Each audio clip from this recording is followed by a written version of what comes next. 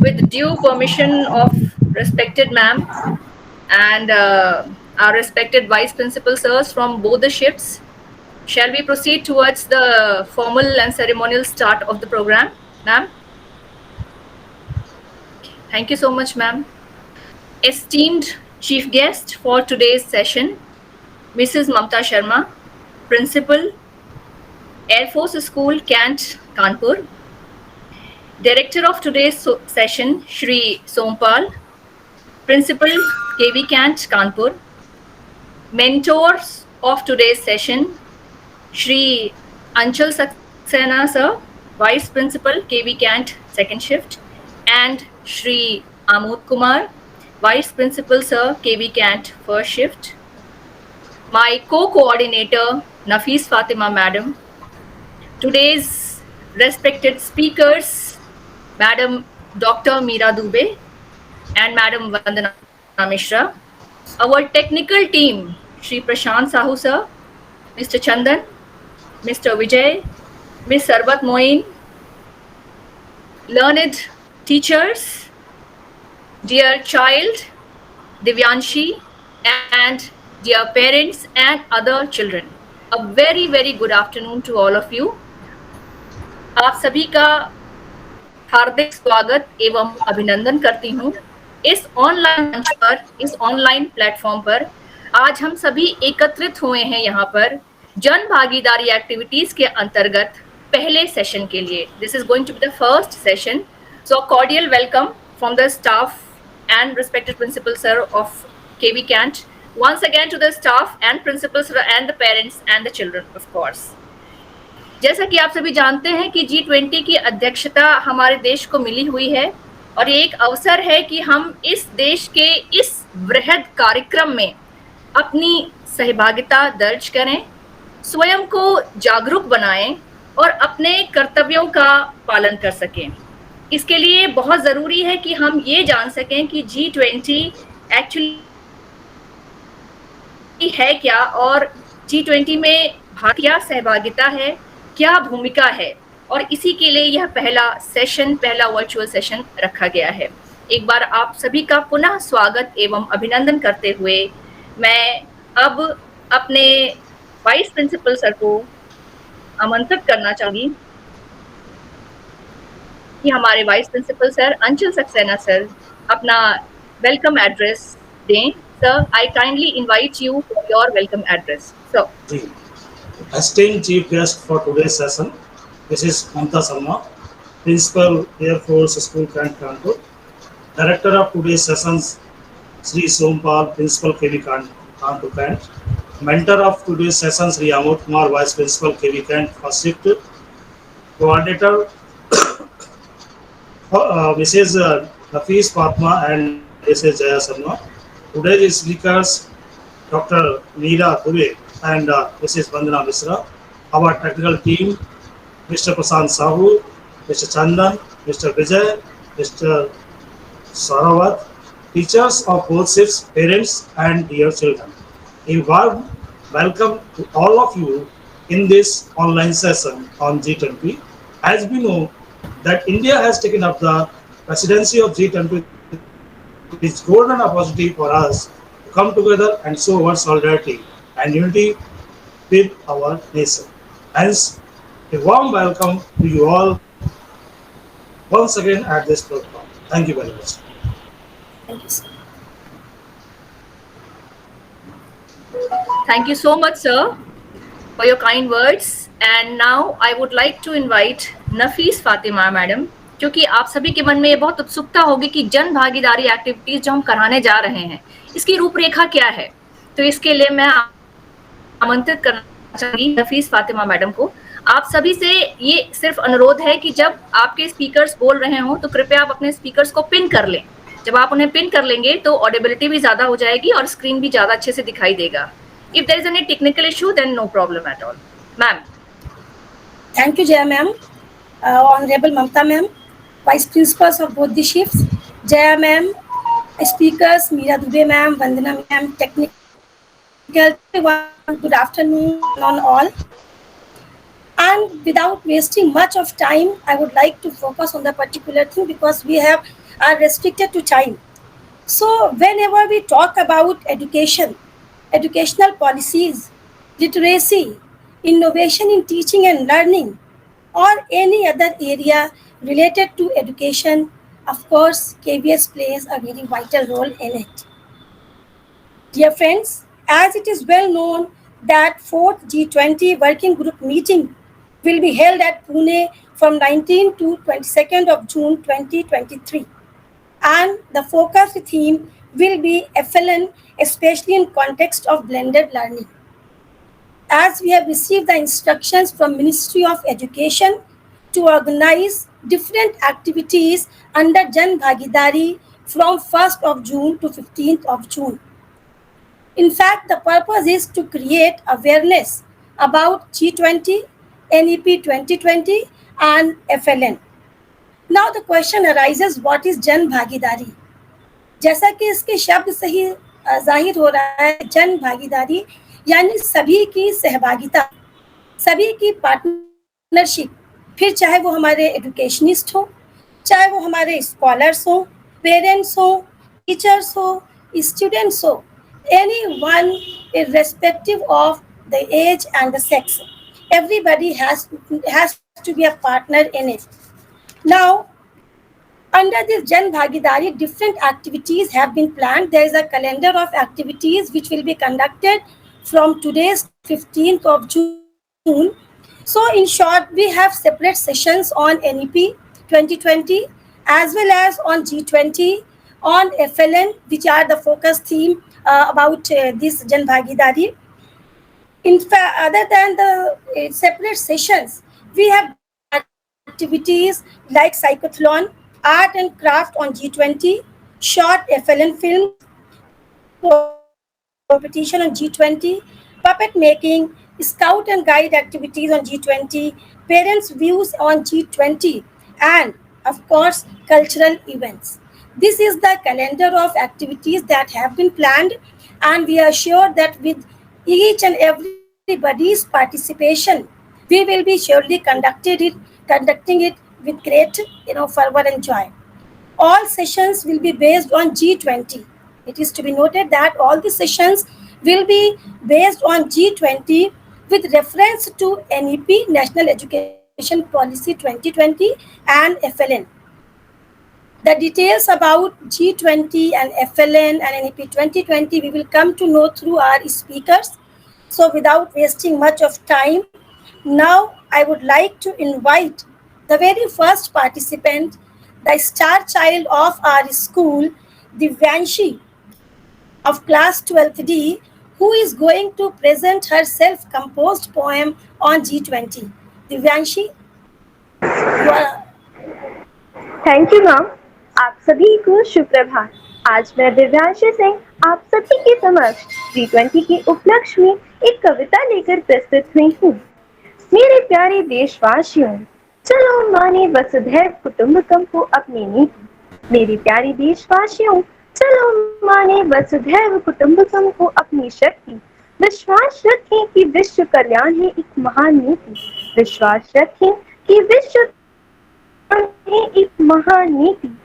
हमने जब आज विश्व में फैलाई मानवता और प्रीति, हमने जब आज विश्व में फैलाई मानवता और प्रीति, तभी तो हुई है इस महान देश की G20 की अध्यक्ष के रूप में नियुक्ति। तभी तो हुई है इस देश की G20 के अध्यक्ष के रूप में नियुक्ति। जी हाँ, विश्व पटल पर बनी है सर्वसम्मति। जी हाँ, पटल पर बनी है सर्वसम्मति कि भारत की अध्यक्षता में होगा विकास और होगी बहुआमयीय उन्नति। कि भारत की अध्यक्षता में होगा विकास और होगी बहुआमयीय उन्नति। धन्यवाद। थैंक यू दिव्यांशी, वंडरफुल, बहुत ही बढ़िया बेटा। आपने अपनी पोएम यहाँ पे पढ़ी और थोड़ा सा लोगों को फिर से जागरूक किया और अपनी पूरी पार्टनरशिप और सहभागिता यहाँ पे दिखाई। Thank you Divyanshi. अब आगे के प्रोग्राम को संचालन के लिए मैं यहाँ पे बुलाना चाहूँगी हमारे first speaker doctor Meera Dubey, PGT economics from shift 2, who will be presenting, she is going to give her presentation on G20. Dr. Meera Dubey, ma'am. Thank you, Fatima. Am I audible to all? Yes, ma'am. Okay. Yes, ma'am. Esteemed guests, Air Force School, Mrs. Mamta Shukla, Honorable Principal, Kendriya Vidyalaya Kanpur Kent, Shri Sompal Sir, the Director of this program, respected Vice Principals of both the shift, Mr.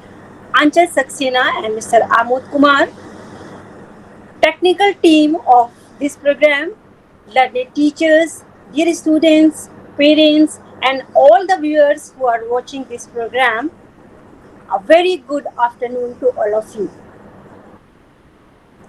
It's a matter of pleasure, rather a proud moment for me to get the opportunity to introduce this G20 program.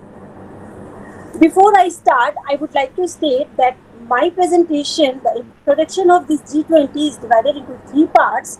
In the first part, I'm going to introduce the history of G20 and some general points related to this G20. And in the second part, importance of G20 summit for India as its member, and what India is going to do as a president of this G20 summit. And in the third part, the PPT showing the introduction of G20, about the members of G20, logo, its theme, and what India is doing as its presidency and its importance for the whole world. मुझे 20 minute मिले हैं, मेरा पूरा प्रयास रहेगा कि इस 20 minute में मैं G20 के महत्वपूर्ण बिंदुओं को आप सबके साथ चर्चा करके इसके परिचय को। तो सबसे पहले बात करते हैं G20 के इतिहास की कि G20 की स्थापना कब हुई थी। 1997-98 के एशियाई वित्तीय संकट के बाद जब अंतर्राष्ट्रीय वित्तीय स्थिरता पर चर्चा करने के लिए एक औपचारिक मंच का गठन किया गया था और इस मंच के रूप में 1999 में G20 की स्थापना की गई थी, जिसमें अंतर्राष्ट्रीय आर्थिक सहयोग और विकास से संबंधित नीतिगत मुद्दों पर चर्चा हो सके और इनका समाधान हो सके। ये शिखर सम्मेलन आपको बताना चाहेंगे कि 20 प्रमुख अर्थव्यवस्थाओं की सरकारों और केंद्रीय बैंकों के गवर्नरों के बीच में एक अंतर्राष्ट्रीय मंच है।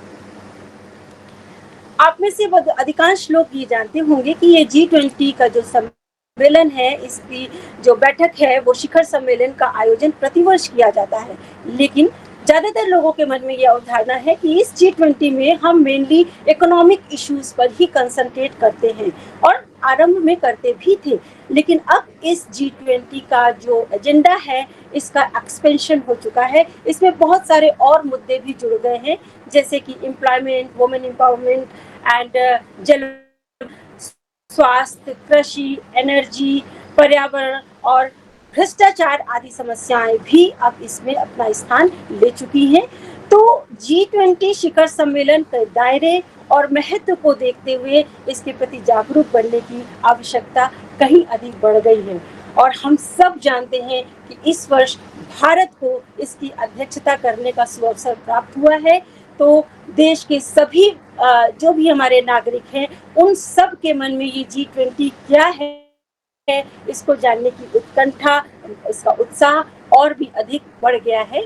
तो अब G20 के बारे में जो मैंने आपको बताया कि इसका इतिहास क्या है, इसमें जो इनके सदस्यों की अगर हम बात करें तो इसका कोई एक स्थायी सचिवालय नहीं है, कोई G20 का स्थायी कर्मचारी नहीं है। इसके बजाय जो इसके प्रेसिडेंसी के सदस्यों के बीच सदस्य हैं उनके बीच में ये G20 सालाना घूमती रहती है और देशों के एक अलग क्षेत्रीय समूह से चुनी जाती है। इसके लिए 19 अर्थव्यवस्थाएं हैं और उनके देशों को 5 डिफरेंट समूह में विभाजित किया गया है और हर समूह में 4 से ज्यादा देश नहीं हैं और हमारा भारत इसमें द्वितीय समूह के अंतर्गत आता है। अब G20 के जो भी समूह सदस्य हैं उनसे संबंधित बड़ी महत्वपूर्ण बात, सबसे पहले अगर हम जनसंख्या की बात करें तो पूरे विश्व की जो जनसंख्या है उसमें G20 के जितने भी सदस्य देश हैं उनकी जनसंख्या उस विश्व की जनसंख्या का अगर हम जीडीपी की बात करें तो पूरे विश्व की जो जीडीपी है वो G20 के समूह सदस्यों की जो जीडीपी का जो उसमें योगदान है विश्व की जीडीपी में वो मोर देन 85% है। माने पूरे विश्व की जीडीपी का 85% G20 के समूह सदस्यों के देशों के द्वारा दिया जाता है। और इसके साथ ही साथ एक बहुत ही ज्यादा महत्वपूर्ण बात यह है कि वैश्विक व्यापार में इस समूह का योगदान 75% से भी ज्यादा है। और हमारा भारत इस G20 का समूह का एक सदस्य है, तो ये हमारे लिए बहुत ही गौरव की बात है। और उससे भी ज्यादा गौरव ये कि इस वर्ष इस शिखर सम्मेलन को आयोजित करने के लिए अध्यक्षता भी भारत को प्राप्त हुई है। तो अब मैं चर्चा करूंगी कि भारत को जो ये G20 का समूह का एक सदस्य है, तो इसके रूप में क्या इसका महत्व है, भारत के लिए इसका क्या महत्व है एक सदस्य होने के नाते। तो सबसे पहले तो इसका महत्व ये है कि G20 में जितने भी 20 अपनी इकोनॉमीज हैं उसमें एक भारत भी है, सबको पता है। तो इसमें जो वैश्विक अर्थव्यवस्था से संबंधित नीतिगत मुद्दों पर चर्चा की जाती है, इसमें भारत को अपना पक्ष अंतरराष्ट्रीय मंच पर रखने का मौका मिलता है। और G20 सम्मेलन में भारत आर्थिक मुद्दों पर अपना दृष्टिकोण और राय साझा करने के साथ ही वैश्विक आर्थिक नीतियों की दिशा तय करने वाले मुद्दों पर राय देने का अवसर प्रदान कर सकता है। अगर हम बात करें आर्थिक विकास की, तो जीडीपी जो हमारा ग्रोथ है उससे रिलेटेड अगर हम बात करें तो G20 भारत को दुनिया की सबसे अर्थव्यवस्थाओं के साथ जुड़ने और आर्थिक हितों को बढ़ावा देने के लिए एक मंच प्रदान करता है। और इस मंच के थ्रू भारत निवेश और व्यापार को आकर्षित करने के लिए G20 का भरपूर लाभ उठा सकता है, जो इसके आर्थिक विकास और विकास की गति को और भी तीव्र कर सकता है, जैसा कि हम सब देख पा रहे हैं। अगर हम बात करें वैश्विक मुद्दे की, तो भारत के लिए G20 जो भी वैश्विक मुद्दे हैं हमारे, जैसे कि जलवायु परिवर्तन, गरीबी और असमानता, ऐसे वैश्विक मुद्दों को संबोधित करने का एक महत्वपूर्ण जो मंच है G20, भारत इसमें पार्टिसिपेट करके इन मुद्दों का समाधान खोजने और सतत और समावेशी विकास को बढ़ावा देने के लिए G20 के अन्य देशों के साथ सहयोग भी कर सकता है, भागीदारी भी कर सकता है। अगर हम बात करें वित्तीय स्थिरता की, तो G20 समूह भारत के लिए इसलिए भी प्रासंगिक है क्योंकि यह अंतर्राष्ट्रीय वित्तीय स्थिरता को बढ़ाने में अहम भूमिका निभाता है। भारत वित्तीय विनियमन और स्थिरता से जुड़े विषयों पर चर्चा में भाग ले सकता है और यह सुनिश्चित करने में मदद कर सकता है कि वैश्विक वित्तीय प्रणाली लचीली बनी रहे और इसके हितों की अनदेखी न होने पाए। G20 भारत को अंतर्राष्ट्रीय आर्थिक नीतियों को आकार देने और अपनी वित्तीय स्थिरता को बढ़ाने में भाग लेने का अवसर भी प्रदान करता है। अब बात करते हैं कि जब भारत को G20 की प्रेसिडेंसी मिली, अध्यक्षता भारत कर रहा है, पूरा विश्व की निगाहें भारत पर लगी हुई हैं कि G20 शिखर सम्मेलन की जो अध्यक्षता भारत कर रहा है, तो भारत इसमें ऐसा क्या करेगा, इसमें कौन कौन से मुद्दे भारत लेने जा रहा है, जो कि बहुत ही महत्वपूर्ण है सबके लिए जानना। तो हम चर्चा करेंगे कि भारत ने इस G20 के जो शिखर सम्मेलन है, ये जो हमारा 1 दिसंबर 22 से लेकर के 30 नवंबर 2023 तक चलेगा, इसमें भारत क्या क्या किन किन मुद्दों को शामिल करेगा अपनी बैठकों में। तो इस G20 शिखर सम्मेलन में जो मुख्य मुद्दे हैं, उनमें से कुछ मुद्दे हैं जो कि कोविड-19 महामारी के बाद जो वैश्विक आर्थिक संकट वाली स्थिति से बाहर आने में, स्थायी और समावेशी आर्थिक विकास को बढ़ावा देने, असमानता और गरीबी को दूर करने जैसे मुद्दों को शामिल किया गया है। इसमें जो नेता बैठक में शामिल होंगे वो जलवायु संकट से निपटने, अंतर्राष्ट्रीय व्यापार प्रणाली को मजबूत करने, अंतर्राष्ट्रीय वित्तीय स्थिरता को बढ़ाने के तरीकों पर चर्चा करेंगे, जिसकी की बहुत ही सख्त आवश्यकता है। इसके अलावा उन नीतियों को लागू करने पर ध्यान केंद्रित करेंगे जो निवेश और व्यापार का समर्थन करती हों, डिजिटल परिवर्तन को बढ़ावा देती हों, छोटे और मध्यम आकार के उद्यमों के सामने आने वाली चुनौतियों को हल करती हों, 2023 G20 शिखर सम्मेलन नेताओं को जलवायु संकट को संबोधित करने और अधिक टिकाऊ सस्टेनेबल डेवलपमेंट यानी कि समावेशी भविष्य की दिशा में काम करने के अवसर भी प्रदान करेगा। शिखर सम्मेलन में आर्थिक विकास और रोजगार सृजन को बढ़ावा देते हुए हरित अर्थव्यवस्था की ओर बढ़ने और ग्रीन हाउस गैस उत्सर्जन को कम करने से संबंधित तरीकों पर भी चर्चा किया जाएगा। तो संक्षेप में अगर मैं कहूं कि G20 शिखर सम्मेलन वैश्विक समुदाय के सामने भविष्य में आने वाली चुनौतियों का समाधान करने के लिए एक बहुत ही महत्वपूर्ण कार्यक्रम है।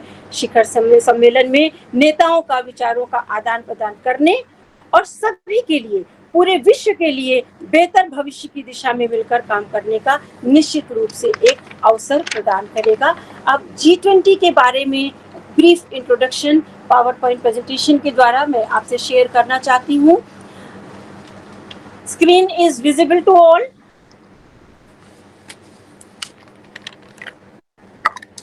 स्क्रीन दिख रही है? Yes, ma'am. Yes, madam. Yes. Okay, thank you. Yes, ma'am. So, what is G20? G20 stands for a group of 20, which is a forum of 20 major economies comprising 19 countries and the European Union. 20 major economies जिसमें कि 19 देश हैं और एक European संघ इसमें शामिल है। It was created, as I have already told you, in 1999 to help countries work together on global economic issues. G20 Summit is an annual meeting, प्रतिवर्ष आयोजित की जाती है, where leaders come together to discuss and coordinate on topics like economic growth, financial stability, sustainability, and some other issues are also added over here like women empowerment, employment generation, etc. Now about the members of G20, you can see on the screen there are 20 members: Argentina, Australia, South Africa, China, Indonesia, Germany, Russia, India, Turkey, Saudi Arabia, Canada, Brazil, Mexico, France, United Kingdom, United States of America, Italy, Japan, Republic of Korea and European Union. हम आपको बताना चाहते हैं कि ये सदस्य देशों के साथ कुछ अतिथि देश भी G20 के बैठकों में भाग ले सकते हैं और कुछ इंटरनेशनल ऑर्गेनाइजेशंस भी जैसे कि IMF, WTO इत्यादि ये भी G20 की बैठकों में शामिल हो सकते हैं। तो कुछ अतिथि देश हैं, ये जो अतिथि गेस्ट कंट्रीज हैं इनके नाम हैं Netherlands, Bangladesh, Egypt, Mauritius, Nigeria, Oman, Spain, UAE and Singapore. Now the very important is objectives of G20. इस G20 शिखर सम्मेलन के उद्देश्य क्या है? It help countries to work together to make the world a better place. सभी देश एक साथ कार्य करके इस विश्व को एक बेटर प्लेस बनाएं, इसमें ये G20 सहायता करता है। Make sure everyone has enough money and can buy and sell things fairly. Means it want to remove the economic discrimination from the world. It protect the earth and fight against climate change. Make sure everyone has a chance to have a good life and be treated fairly. Make sure countries can work together and be friends with each other. सबका साथ, सबका विकास. Now, how G20 works? It is a group of leaders from 20 big countries who meet to talk about important global issues like money, trade, and investment for economic growth of the whole world. They work together to find solutions and make decisions to make the world a better place. They also listen to different perspectives and make plans to put their decisions into action. इन बैठकों में जो भी सुझाव, जो भी plan पारित किए जाते हैं, उनको एग्जीक्यूट करने के लिए, उनको एक्शन में लाने के लिए महत्वपूर्ण डिसीजंस भी G20 में लिए जाते हैं. Now you can see on the screen there are 3 countries. इनको हम G20 की तिकड़ी भी कह सकते हैं. These are Indonesia, India and Brazil. This year India is hosting this program. the presidency is on the soldiers of India, and before India's participation in the presidency of this G20 program, Indonesia was handling this presidency in the year 2022, and it has given to India on 1st December 2022, and it will run till 30th November 2023, and after this India will give this presidency to Brazil in the year 2024. Now the most important is what's India's role in this G20 summit, जिसपे मैंने पहले भी बताया कि पूरे विश्व की निगाहें लगी हुई हैं कि भारत इस G20 समिट में क्या करने जा रहा है. India focuses on making sure everyone can grow and develop in a fair and sustainable way. सबका सततीय विकास हो और सबका विकास एक साथ किया जा सके, इस पर भारत फोकस कर रहा है.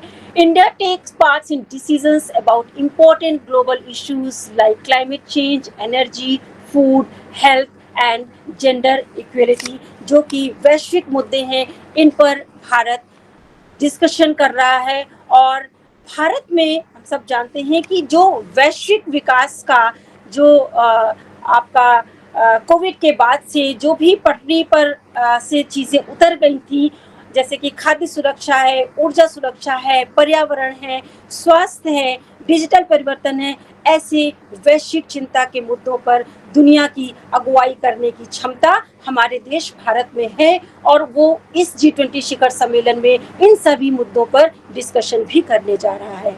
और इस पहलू को अब पूरी दुनिया की तमाम शक्तियां भी स्वीकार करने लगी हैं कि यस, भारत में वो क्षमता है कि इन वैश्विक चिंताओं के मुद्दों को इसका समाधान करने की दिशा में हम आगे बढ़ेंगे और इनका समाधान भी करेंगे, जिससे कि ये इन मुद्दों का समाधान पूरे विश्व स्तर पर किया जा सके. India believes that working together with other countries is important to solve global problems. Bharat ये विश्वास करता है कि जितने भी ग्लोबल समस्याएं हैं, वैश्विक जितनी भी समस्याएं हैं, उनको सारे देश विश्व के एक साथ मिलकर उन समस्याओं का समाधान बहुत ही अच्छे से कर सकते हैं. India coordinates its policies with other countries to help stabilize the world economy and promote trade and investment, the economic growth of the whole universe. India talks to different groups like international organizations, civil society and business to get ideas and make decisions that are fair and inclusive. India wants to make sure that economic growth is balanced with taking care of environment and considers the need of poorer countries. शीर्ष ताकतों को अपने बारे में ही सिर्फ नहीं सोचना चाहिए, बल्कि गरीब और कमजोर छोटे छोटे देशों के आर्थिक हितों के बारे में भी सोचना चाहिए. उनके हितों का अनदेखा नहीं करना चाहिए, ऐसी भारत की सोच है. और इस अध्यक्षता के थ्रू भारत गरीब देशों को भी साथ लेकर उनके हितों को भी अनदेखा न करके आगे बढ़ने के लिए पूरे विश्व को आगे ले जाने का के मुद्दे को रख रहा है और इस दिशा में आगे बढ़ने का प्रयास कर रहा है. तो निश्चित रूप से जो भारत की G20 की अध्यक्षता है, वो भारत को वैश्विक मंच पर स्थापित करेगी और भारत को अपनी प्राथमिकताओं और कथनों को वैश्विक एजेंडे पर रखने की अवसर प्रदान करेगी. और यह जो प्रगति और विकास है, जो हमारे अनवरत भारत की प्रगति और विकास के साथ ही साथ पूरे विश्व का विकास होगा, और हमारे भारत की जो संस्कृति है, विरासत है, इसकी और इसमें जो विविधता में एकता है, इसको प्रदर्शित करने का एक अनूठा अवसर भी हमें प्राप्त होगा. आप स्क्रीन पर एक पिक्चर देख रहे होंगे. बहुत ही ज्यादा गौरव की अनुभूति हो रही है, हम सबको हो रही होगी इस पिक्चर को देखकर. इंडियाज प्रेसिडेंसी इन G20 समिट, सबके चेहरों पर मुस्कुराहट आ गई होगी इस पिक्चर को देख करके. Now India as G20 summit president. G20 presidency rotates among its member countries on an annual basis. अभी हम इसकी बात चर्चा कर चुके हैं कि प्रतिवर्ष होता है, रोटेट करता रहता है. And India is holding the presidency of G20 from 1st December 2022 to November 30, 2023 for the very first time, very important कि पहली बार भारत को इसकी प्रेसिडेंसी मिली है। और यहाँ पर एक बात और मुझे याद आ रही है कि भारत ने हमारे प्रधानमंत्री मोदी जी ने 8 नवंबर को जो इसकी थीम है, इसका जो लोगो है, उसका अनावरण किया था। India will host over 200 meetings in over 50 cities across 32 different work streams. Bharat इस G20 की अध्यक्षता के दौरान लगभग 200 मीटिंग्स आयोजित करेगा, जो कि 50 डिफरेंट शहरों में होंगी और वो 32 डिफरेंट वर्क स्ट्रीम्स पर होंगी। आपको बताना चाहते हैं कि हमारी पहली बैठक जो है इस G20 की, इससे रिलेटेड, वो बेंगलोर में हुई थी 24-25 फरवरी को, और 17 अप्रैल तक भारत 100 मीटिंग आयोजित कर चुका था। और अभी आप लोगों ने सुना होगा कि जम्मू एंड कश्मीर में भी एक पर्यटन कार्य समूह से रिलेटेड एक मीटिंग हुई है, जिसमें कि 60 विदेशी प्रतिनिधियों ने भाग लिया और 17 देशों ने भागीदारी की। अब तक जितने भी बैठकें G20 समूह की भारत में आयोजित की गई है, उसमें लगभग 12,500 विदेशी प्रतिनिधि पार्टिसिपेट कर चुके हैं। India's G20 presidency will work to promote this universe sense of oneness, one family, one future. Now about the logo of this G20, आपको स्क्रीन पर इसका लोगो दिख रहा होगा। G20 एक लोटस, आपका नेशनल फ्लावर भारत का, उसके ऊपर ब्लू कलर में अर्थ एंड ट्राई कलर में G20, और नीचे आपका भारत लिखा हुआ है देवनागरी लिपि में, वसुधैव कुटुंबकम, one earth, one family, one future. The G20 logo draws inspiration from the vibrant colors of India's national flag, saffron, white, green and blue. It brings together planet Earth with the lotus, India's national flower that reflects growth and challenges. The Earth reflects India's pro-planet approach to life, one in perfect harmony with nature. Below this G20 logo is Bharat, written in Devanagari script. The theme of India G20 presidency, Vasudhaiv Kutumbakam, or One Earth, One Family, One Future, is drawn from the ancient Sanskrit text of Maha Upanishad. Essentially, the theme refers the value of all human, animal, plant, and microorganisms and their interconnectedness on the planet Earth in the wider universe. आप देख सकते हैं कि जो भारत की जो theme है G20 की, इस थीम के थ्रू ये जो लोगो है, इस लोगो के थ्रू G20 समूह की अध्यक्षता को संभालते ही जो इस लोगो वसुधैव कुटुंबकम के द्वारा पूरी दुनिया को भारत ने ये स्पष्ट संकेत दे दिया था कि भारत दुनिया में एकता की सार्वभौमिक भावना को बढ़ाने के लिए काम करेगा। G20 की अध्यक्षता के जरिए भारत दुनिया का एक नया सिरमौर बनने की राह पर है। दुनिया की 5वीं सबसे बड़ी अर्थव्यवस्था हमारा भारत हाल के वर्षों में एक बड़ी वैश्विक शक्ति के रूप में उभरा है। मैं बात कर रही हूँ कि G20 की अध्यक्षता से भारत का विश्व में क्या महत्व बढ़ा है और इससे क्या लाभ होने वाला है। भारत पूरे आत्मविश्वास के साथ वैश्विक जिम्मेदारियों को निभाने के लिए पूरी तरह से तैयार है।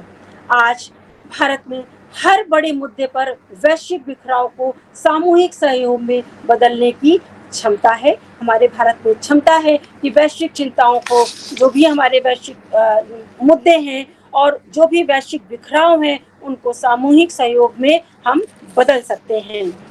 एक पृथ्वी, एक परिवार और एक भविष्य के मंत्र के साथ भारत आगे बढ़ेगा और इस मंत्र के साथ ही भारत ने अपने इरादे जता दिए हैं कि वह दुनिया की अगुवाई करने के लिए पूरी तरह से तैयार है।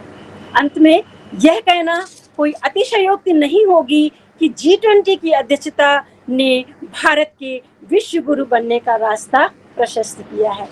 मैं अपनी बात को समाप्त करना चाहूंगी इस आशा के साथ कि इस G20 के परिचय से आप सभी लाभान्वित हुए होंगे। आप सब ने मुझे धैर्य से, ध्यान से सुना, इसके लिए आप सभी का मैं हार्दिक आभार प्रकट करती हूँ। बहुत बहुत धन्यवाद। Thank you. धन्यवाद मीरा मैम।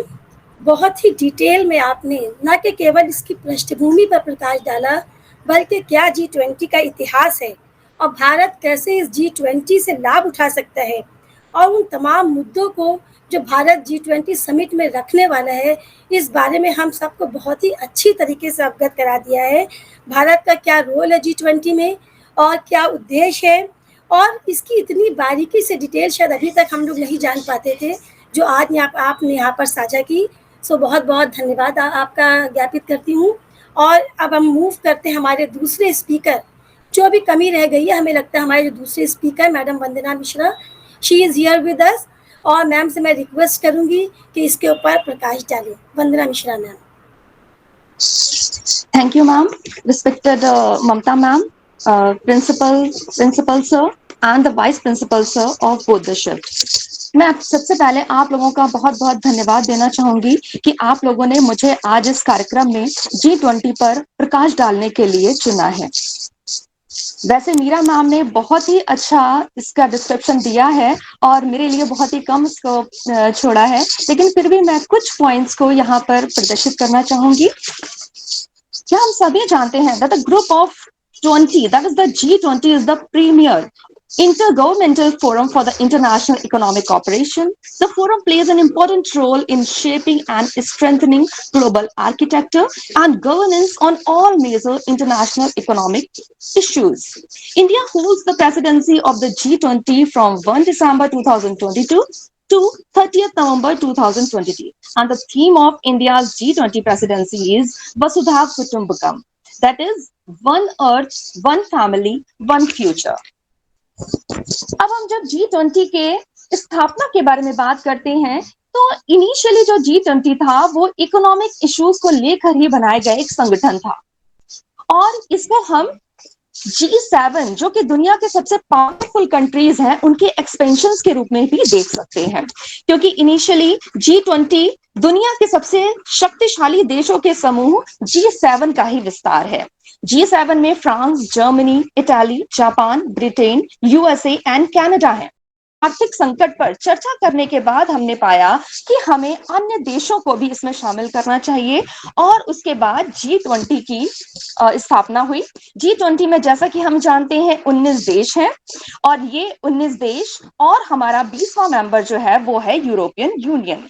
अब ये जब एक मंच पर लाए गए, तब दिसंबर 1999 में बर्लिन में पहली बार G20 की पहली समिट हुई। अब हम देखते हैं G20 की समिट कब कब हुई। सबसे पहले 2008 में वॉशिंगटन डीसी यूएसए में की गई, दोबारा 2009 अप्रैल में लंदन के यूके में करी गई, और तीसरी बैठक सितंबर 2009 में यूएसए के पिट्सबर्ग में करी गई। चौथी बैठक जून 2010 में कनाडा के टोरंटो में करी गई, एंड फिफ्थ बैठक इसकी 2010 नवंबर में साउथ कोरिया के सियोल में करी गई।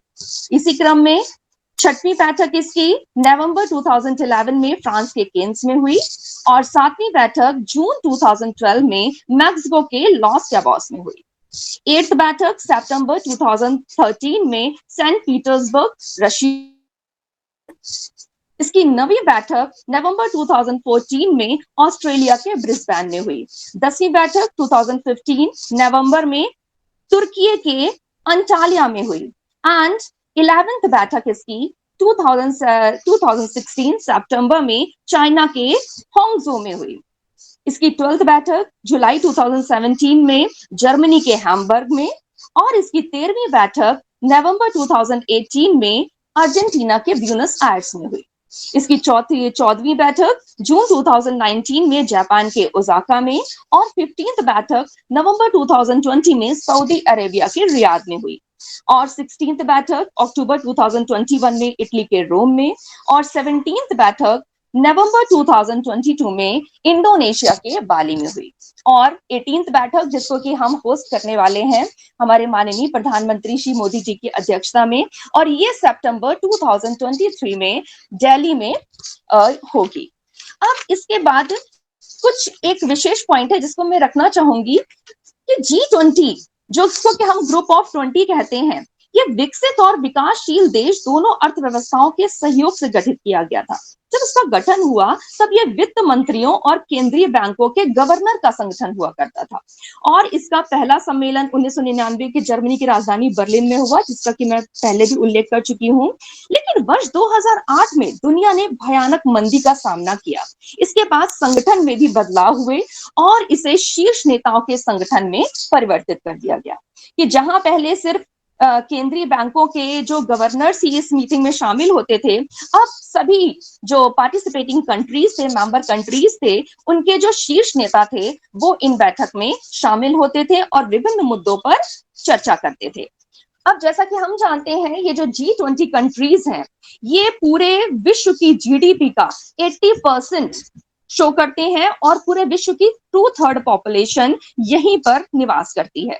अब पहले जबकि हम सिर्फ आर्थिक मुद्दों को ही प्राथमिकता देते थे, लेकिन उसके बाद हमने अन्य मुद्दों पर भी बात करनी शुरू की, जैसे कि आर्थिक स्थिरता, जलवायु परिवर्तन, स्वास्थ्य से जुड़े मुद्दे और हमारी आर्थिक स्थिति, जिसमें कि सभी देशों को बराबर मौका मिले और इसे कैसे विभिन्न देश सहयोग करेंगे, उस बात को भी इन बैठकों में केंद्र में रखा जाने लगा।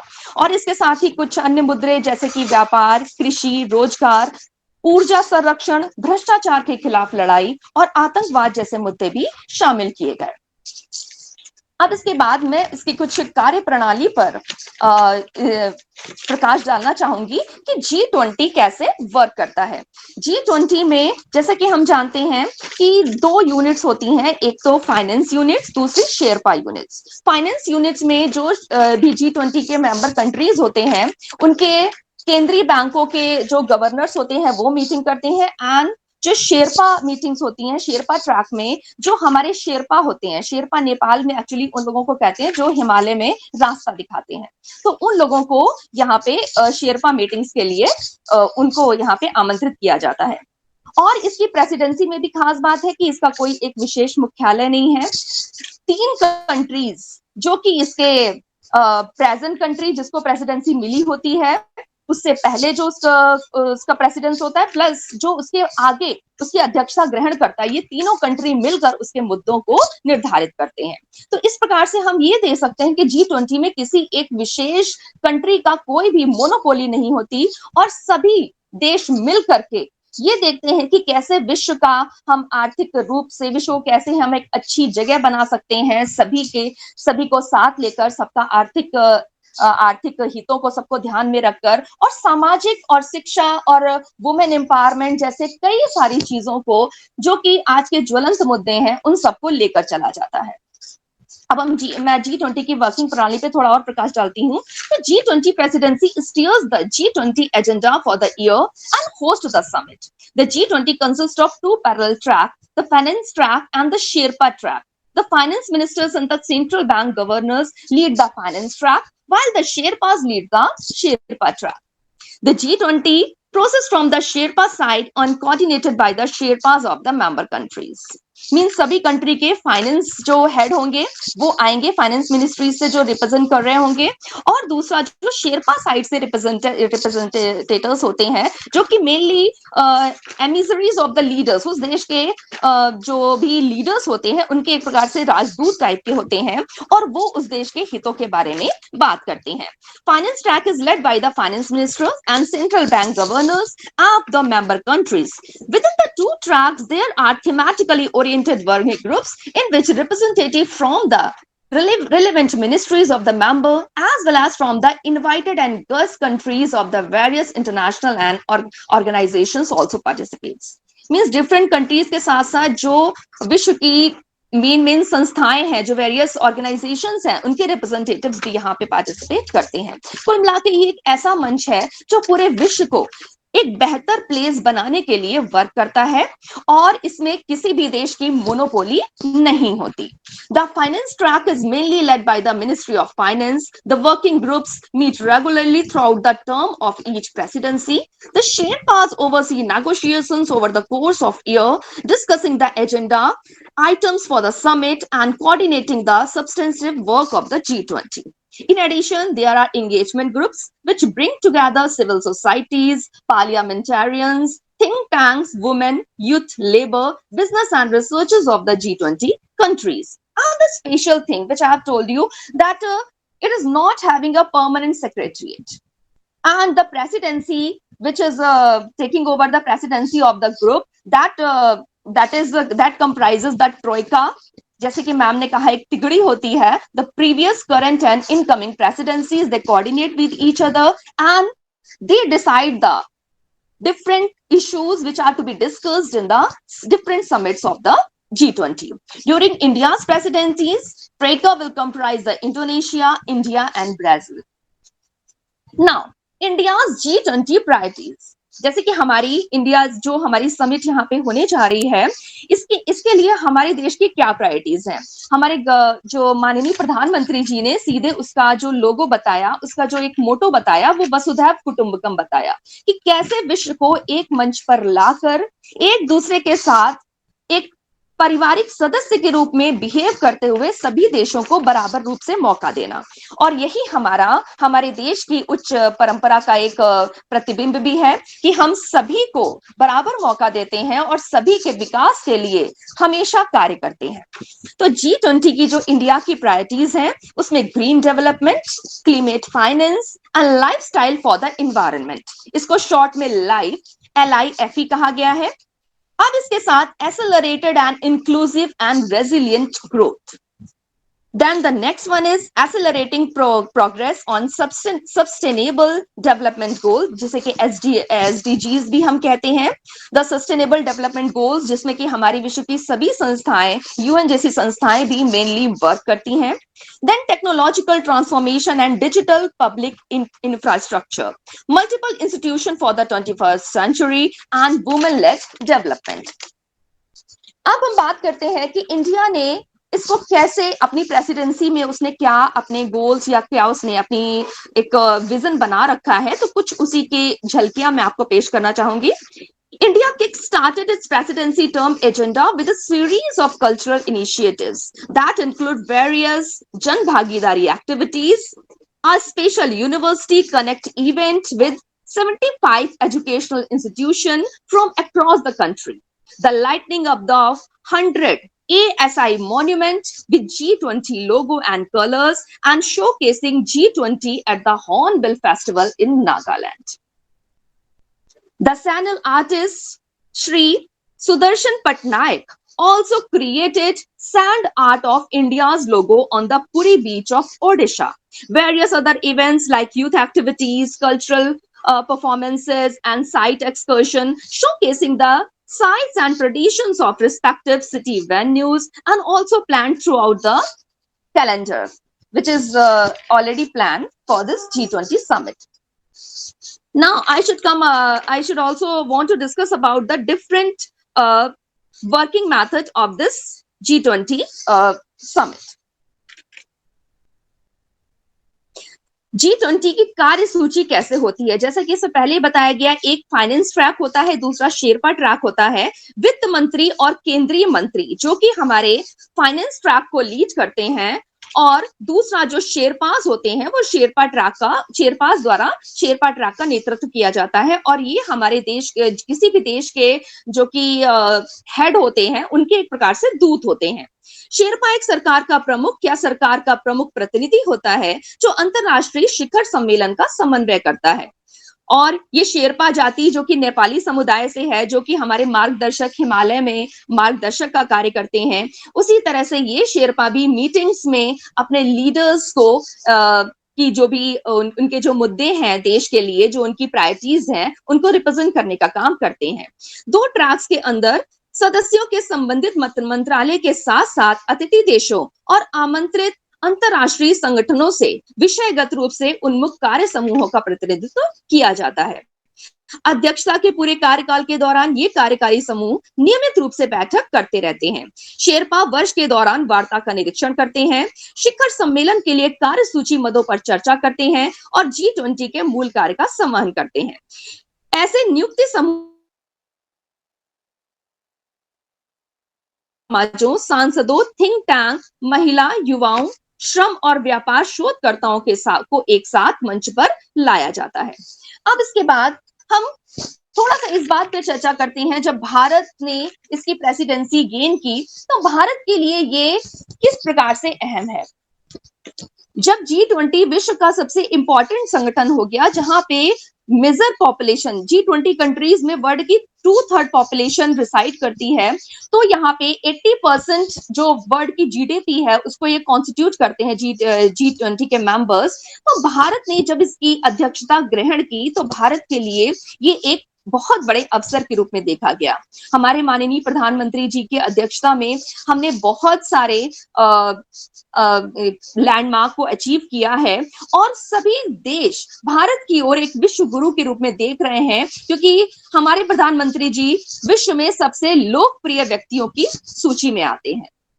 हमारे देश के द्वारा और विभिन्न विदेशी लोगों के द्वारा सबसे ज्यादा पसंदीदा जो व्यक्तित्व हैं वो हमारे प्रधानमंत्री जी रहे हैं, और मानवता के लिए जो उनकी सेवा, जो उनकी मानवता की सेवा के प्रति प्रतिबद्धता है वो सभी तर्कों से ऊपर उठकर है। तो उसके बारे में कोई भी शंका किसी के मन में नहीं है। तो आज भारत जब इसकी अध्यक्षता कर रहा है तो भारत के पास कुछ मेन बातें हैं जिस पर उसे फोकस करना है या उसने फोकस किया है।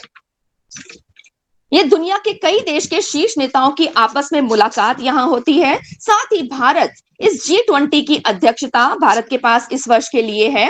भारत की G20 प्राथमिकताओं में समावेशी, न्याय संगत और सतत विकास, महिला सशक्तिकरण, डिजिटल सार्वजनिक बुनियादी ढांचा और तकनीक सक्षम विकास, जलवायु वित्त पोषण, वैश्विक खाद्य सुरक्षा और ऊर्जा सुरक्षा शामिल है। G20 समिट में इस बार दुनिया के शीर्ष नेता आपस में मुलाकात करेंगे और माना जा रहा है कि भारत कई व्यापार समझौतों पर अलग अलग देशों से बातचीत भी कर सकता है और इसके द्विपक्षीय वार्ता भी अन्य देशों के साथ होगी। परंतु भारत के सामने कुछ चुनौतियां भी हैं, क्योंकि हम जानते हैं कि हमारा विश्व इस समय रूस और यूक्रेन युद्ध को देख रहा है और जिसका कोई भी समाधान नहीं निकल पा रहा है।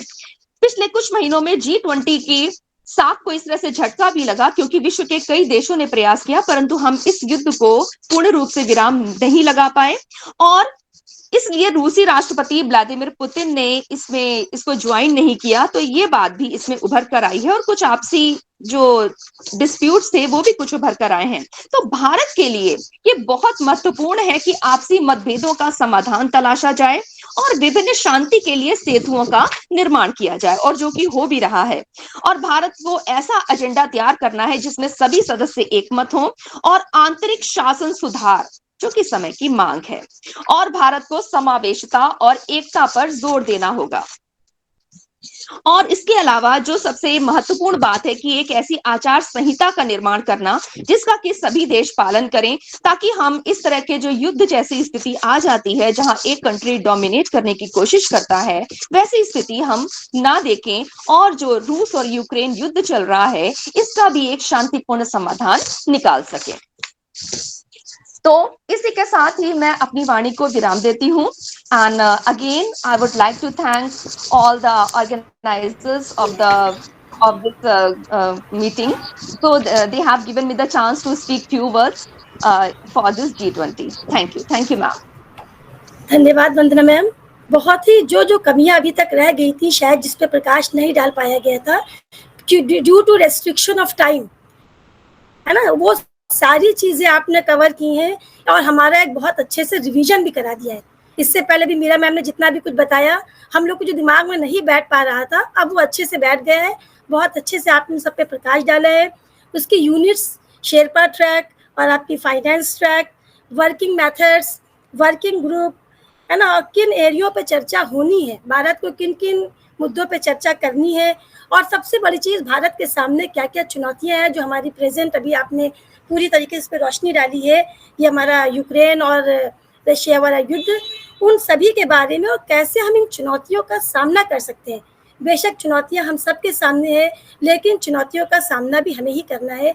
भारत किस तरीके से इन चुनौतियों का सामने करने वाला है, इस पर भी आपने बहुत ही अच्छे से प्रकाश डाला है। बहुत ही बहुत धन्यवाद आपका, बहुत बहुत धन्यवाद। Thank you madam. Chair ma'am, are we proceeding to the end of this program? Yes, ma'am. Would you like to propose a vote of thanks or should I? I'm no problem, I'm free. Okay. सो सबसे पहले मैं धन्यवाद देना चाहूँगी Mamta Sharma ma'am को, principal air force school. हम देख पा रहे हैं कि मैम पूरे टाइम बिजी रही, उनके पास स्कूल के तरह तरह के काम आ रहे थे, लेकिन उसके बावजूद भी she was all the time here, very attentive. So thank you so much Mamta ma'am for being with us. और मैं धन्यवाद देना चाहूँगी अपने डायरेक्टर सोमपाल सर का, प्रिंसिपल सर का, जिनके मोटिवेशन और गाइडेंस के बिना हम कभी कुछ कर ही नहीं सकते। और इसके साथ साथ मैं धन्यवाद देना चाहूँगी वाइस प्रिंसिपल सर, हमारे मेंटोर्स जो हैं, अंचल सक्सेना सर, श्री आमोद कुमार सर, जो हमेशा हम सबके साथ रहे हैं। कोई भी काम हो, कुछ भी हो, किसी भी वक्त हमको उनकी ज़रूरत पड़े, both of them are together always with us. और धन्यवाद देना चाहूँगी उस बच्ची को, दिव्यांशी को, जिसने अपनी कविता के ज़रिए एक बार हम लोग को मोटिवेट किया। हमारे स्पीकर्स ममता, डॉक्टर मीरा दुबे, वंदना मिश्रा मैम, जिन्होंने वाकई बहुत ही डिटेल में G20 के बारे में यहाँ पे बताया, और काफ़ी कुछ हमारी जो नॉलेज थी जो अब तक नहीं थी वो अपडेट हो चुकी है। Thank you ma'am. और हमारी टेक्निकल टीम, ये जो कुछ आज हम देख पा रहे हैं या हमारे बच्चे और हमारे पेरेंट्स अभी आगे देखेंगे, लाइव देख पाएंगे या उसका वीडियो रिकॉर्डेड देख पाएंगे, उस टेक्निकल टीम के सपोर्ट के बिना पॉसिबल नहीं हो सकता। So thank you to the technical team and our parents, students, and my dear learned colleague who are there with us. I extend my heartiest thanks to one and all, everyone present here. Thank you. Thank you so much, ma'am. With due permission from Mamta ma'am and Anchal sir and Amod sir, the meeting concludes here. Only after your permission shall we make an exit, ma'am. So, your permission waited, ma'am. Yeah, sure. Okay, thank you, ma'am. Thanks a lot. Thank you, Thank you ma'am. so much, ma'am. Yeah. Thank you.